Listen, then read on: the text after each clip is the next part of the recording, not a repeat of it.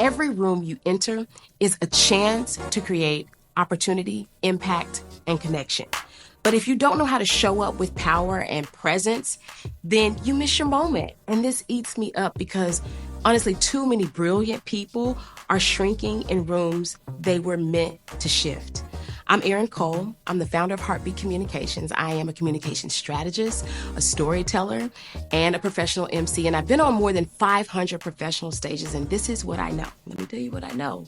The same skills that you use to command a stage are the same skills that you use to show up and own any room. Welcome to the Owning the Room podcast. And I hope you enjoy this episode.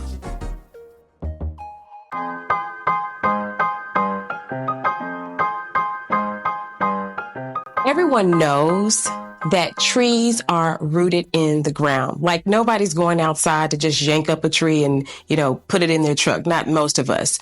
But what you probably don't know is that underneath the ground, underneath the soil, trees are talking. The forest is talking to one another. They are passing along nutrients, warning each other of danger, and making sure that what happens to one tree doesn't happen in isolation. Forest is connected. It's not loud. It's not even visible, but it is essential. And that is the kind of leader that I get to talk to today on the Owning the Room podcast, Kristen KB Newton. She could be doing a number of different things on stage, DJing, in front of the screen, behind the screen, coaching, starting another business. She does a lot of different things, but what she's doing underneath the surface, no matter where she is, no matter what she's doing, she's always connecting. She's always connecting people to one another. She's always connecting with herself. She's connecting with God. I mean, she is a beautiful connector if I've ever met one. Not only that, she is a TEDx speaker. She is the founder, operator of multiple six-figure businesses, at least one 7-figure business, I know for sure.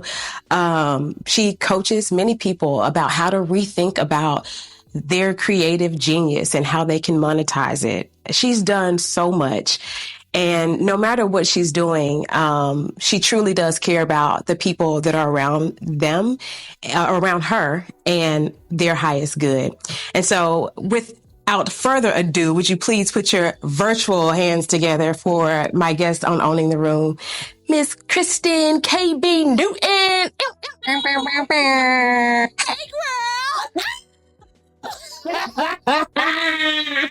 I'm so excited. Oh, me too. Welcome. You're in my loft here in Memphis, Tennessee. So that's fun. Yes, absolutely. Thank you for having me. Yes. KB, I've known you. We were just talking about this for many, many years. Mm-hmm. And I've seen you I think when I met you, you were a musician.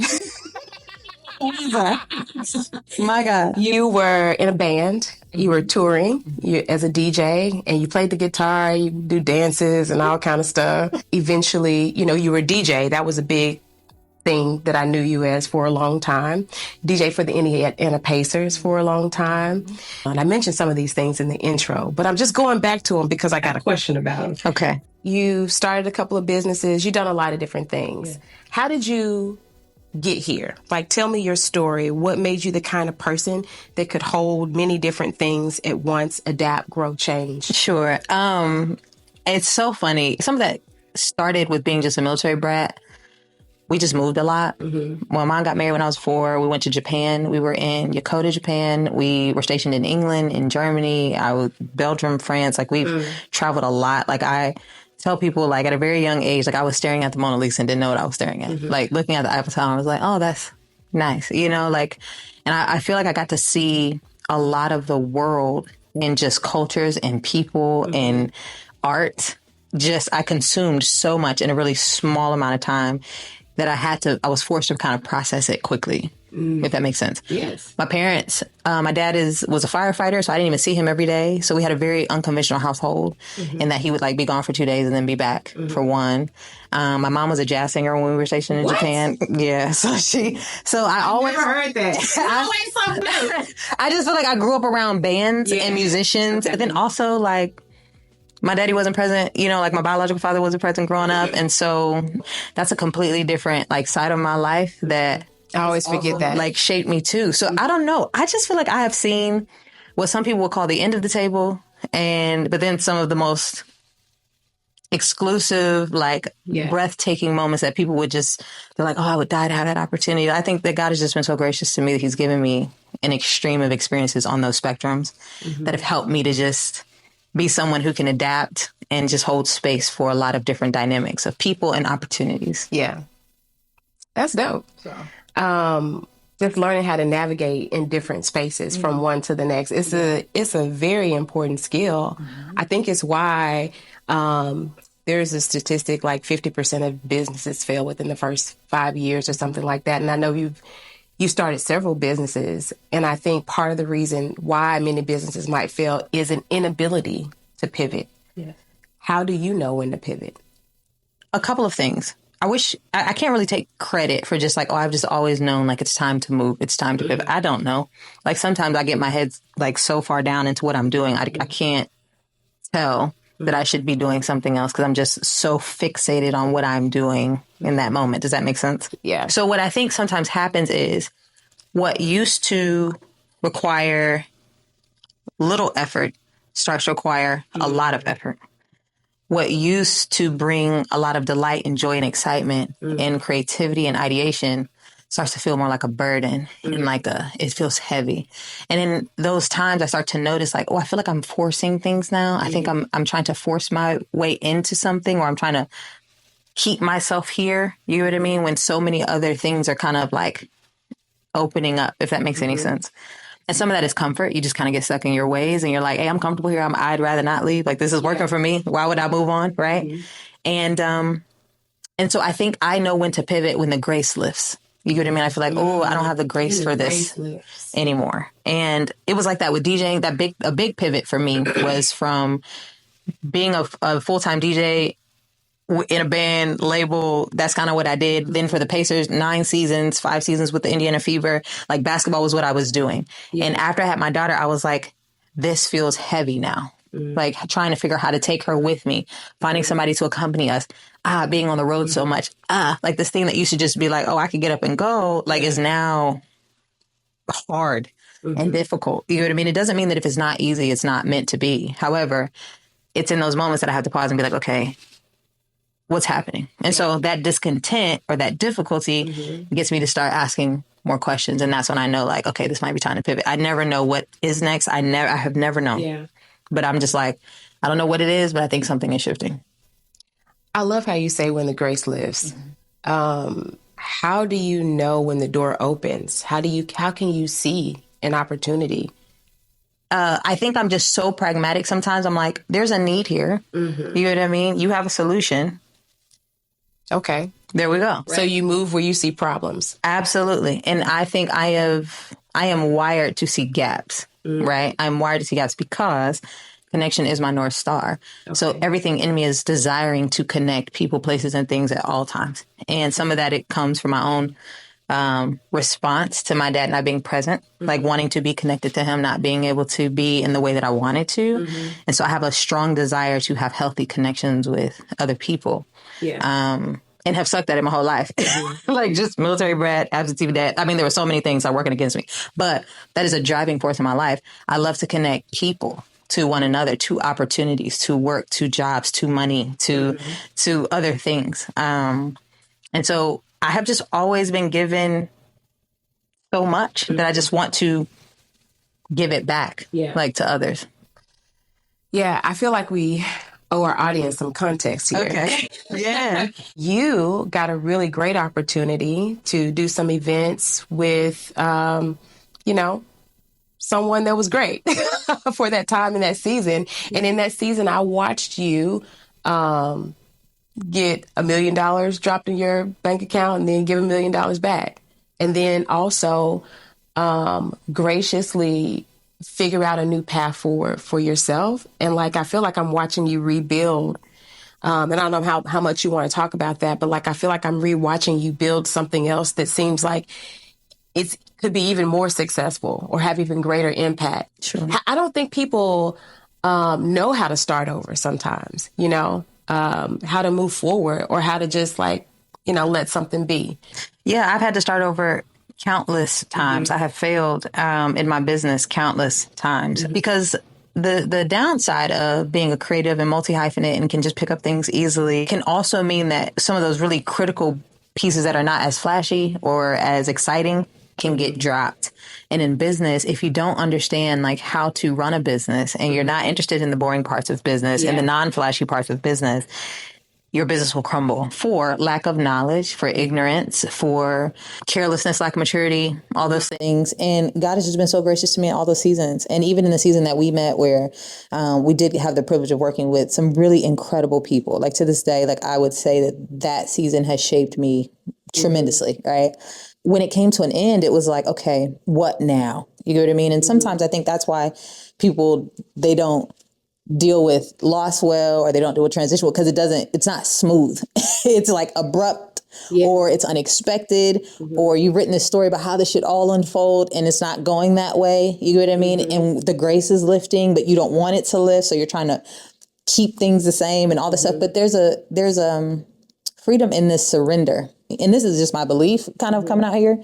But I'm like, first of all, this money ain't mine. My talents ain't mine. You know what I'm saying? My life ain't mine. Right. And so if I truly believe that, then I have to live with my hands open. And now here's the thing. God lets a lot of really cool opportunities pass through my hands. The hard part is not holding on to those things. So I hope that kind of speaks to the lost piece and rebuilding and gaining and all that kind of stuff. No, it definitely does. It beautifully does.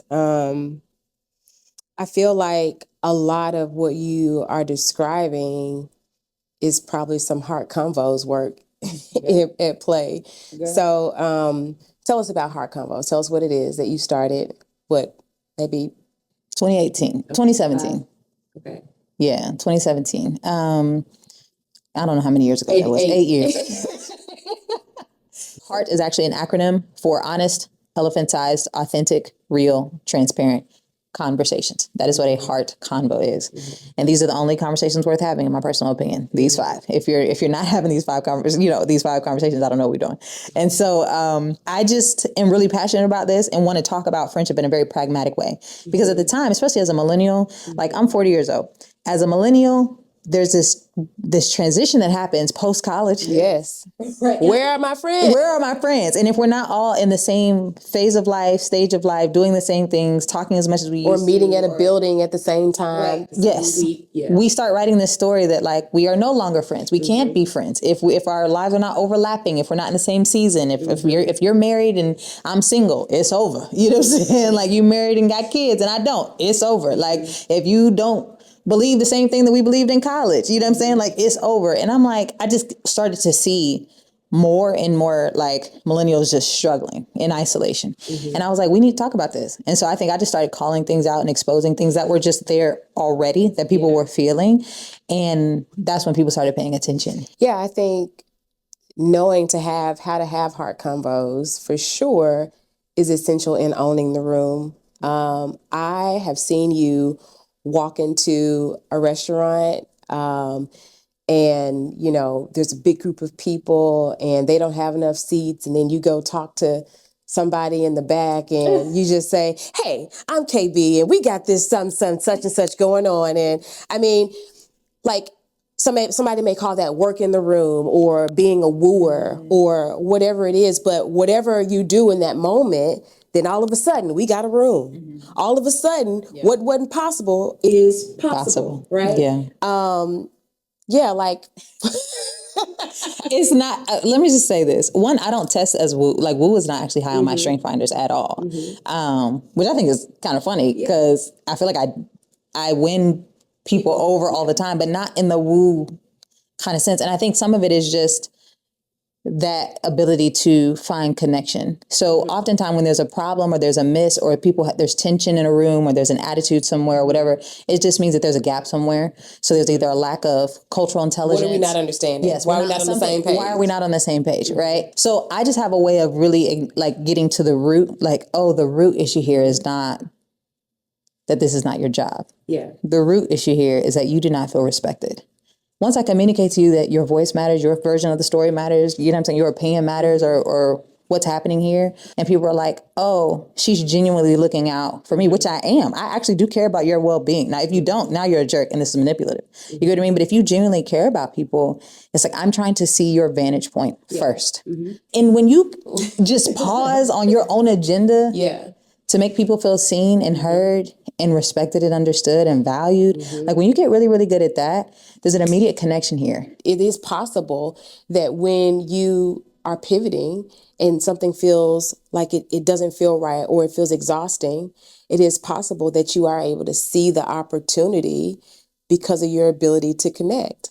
Absolutely. I tell people all the time, if you want to leverage one skill, as a person who has many skills, the one skill that has gotten me from season to season and is into this day is not a trend, has not has stood the test of time, is my ability to connect with people. It's a soft skill too. And it's a soft skill. Like it genuinely is a soft skill. It's not, it hasn't been selling. It hasn't been my ability to communicate well. It hasn't been, speaking on stages, my physical presence, performance. It hasn't been any of those things. It has been my ability to create connection where there is a lack of connection. And I do that in all kinds of ways. Again, with words, without words, music, events, just all kinds of things. And I just wish more people would take the time to learn the skill. Now it's going to get harder and harder, I think, as a result of where our times are going. But I tell people right now, if you can actually be an incredible connector, it doesn't matter what happens. Like in the world, I don't care what AI does. I don't care what this particular political party does. It doesn't matter. You will never be without if you have the ability to connect. I'd like to define connection as the ability to remove the distractions from two people or two things becoming one. And so what I hear you saying or what I hear you doing effectively is seeing what the barrier is and just saying, oh, okay, I got it. I understand that that's the barrier. Can we lift it? And then they're like, oh, I can see you now. Great. The table's right here. Absolutely. And I think that is welcoming people into vulnerability, which is the one thing that I'll stand 10 toes down on. I mean, vulnerability literally is the ability to be wounded, right? And no one wants to be hurt. No one wants to be wounded with so much trauma and just there's crap all over the world. People are not waking up today saying, how can I be vulnerable? However, comma. And you got to take the barrier down to be vulnerable. Correct. Yeah. However, comma, when you choose vulnerability and then you model and you reward it, it creates such psychological safety in your relationships with people, with strangers, like everywhere you go, that now people can't do anything but respond within their humanity. Yeah. You get what I mean? And so that is at the core. It's disarming. Yes, that is at the core of doing life with people, which I intend to do for the rest of my life. Again, no matter what happens in society, no matter what happens with technology, no matter what happens in the workplace cultures, all that kind of stuff, like I intend to continue to do life with humans, face to face, eye to eye, heart to heart, period. And so. How would you encourage someone in their career who has lost something, who felt like, this is something good, this is a great opportunity, they were doing it, they were running well, and now that opportunity has left, or a contract has left, or something has changed, and now they're even wondering, like, am I even qualified to do this? Am I even good enough to do this? How would you encourage that person who is just in that transition and questioning themselves? I would first affirm that you're perfectly normal. You get what I mean? Like if you have ever felt this way, if you are feeling this way. I think the second thing that I would say is that all of your life up until this current point has been preparing you for this current point. So you thought the current point was the success of this moment, when all of your life has been preparing you for the low of this point, or the disappointment of this point, or the grief of this point. You get what I mean? I would say then third, grieve it. Like when there is loss, the feeling in our body is sadness. Sadness is a signal to our body to grieve. So grieve it. Grieve the loss of whatever it is that you lost. And then surrender. Like surrender to the moment. Like, hey, this has happened, and control the things you can control, and the things that are out of your control, surrender those things to God. Don't hold on to those things, like, or don't try. It's almost like chasing the wind, like reaching for, like trying to grab the wind. That would be exhausting and tiresome and draining and futile and pointless. You get what I mean? And so at that point of surrender, you will find yourself allowing things to just unfold and just start paying attention, paying attention. And when things come back around, because they will, it's just how seasons work, right? When things come back around, be ready to move when it's time to move. I feel like this is a deeply intuitive conversation. I hope it's not too, but I do like that you gave us some points that are pragmatic. We're both intuitive people. I'm struggling to end it because I actually have like 13 more questions. Yeah, but this show producer over here is like, y'all ready? No, it's a good conversation. I appreciate you. Thank you for having me and for this conversation. It has been a gift. Hey, if you enjoyed that episode, I hope you did. Share it with somebody else. Don't keep it to yourself. Like, comment, subscribe, leave a review, all the things. And if you want to keep up with how you can own your own room, check out the show notes for more. I hope to see you next time.